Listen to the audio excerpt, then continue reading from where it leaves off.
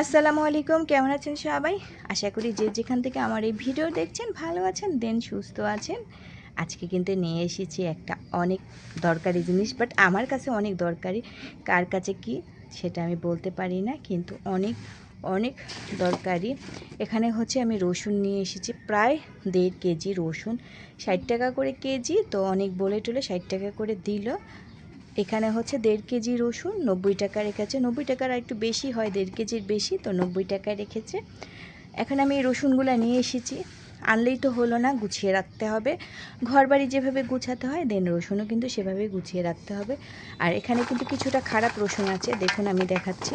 খারাপ না, রসুন আসলে খারাপ হয় না কখনো। রসুন হচ্ছে এই যে এরকম, মানে ছোট ছোট কোয়া আছে, কিছুটা কিছুটা হচ্ছে এই যে এরকম আছে। আর রসুন সবসময় একটু ভালোটা একটু আলাদা করে রাখতে হয়। যেমন এখানে কিন্তু আমি কিছুটা রসুন আলাদা করেছি, দেখুন এগুলো একবারে ফ্রেশ। এগুলো আমি ফ্রিজে রেখে দেব পলিব্যাগ করে, অনেক দিন ভালো থাকবে। আর যেগুলা হচ্ছে একটু মানে নষ্ট নষ্ট রসুন, সেগুলা হচ্ছে আমি তাড়াতাড়ি খেয়ে ফেলবো, শাকে রান্না করবো, বা আমি একটু ভাজিতেও রসুন দিই। এই যে এরকম, এমন এই যে কালো যেটা থাকে না, সেটা একটু আলাদা করে এটা সরিয়ে ফেলতে হয়, তাহলে আরও ভালো থাকে। দেখুন এই যে কালো যেটা থাকবে, এভাবে যদি পরিষ্কার করে ফেলি তাহলে আরও অনেক দিন ভালো থাকবে। আর এখানে হচ্ছে আমার অনেকগুলা রসুন, আমি অর্ধেকটা শাক খাবার জন্য রেখে দেব। আর ভর্তা বা শাক, আমি শাকে প্রচুর রসুন খাই, আর ভর্তায়ও প্রচুর রসুন খাই। আর যেগুলা একটু খারাপ খারাপ আছে আসলে, সেগুলা কি করব, আমি ব্লেন্ডার করে ডিপ ফ্রিজে রেখে দেব, আর কিছুটা আমি নর্মাল ফ্রিজে রেখে দেব।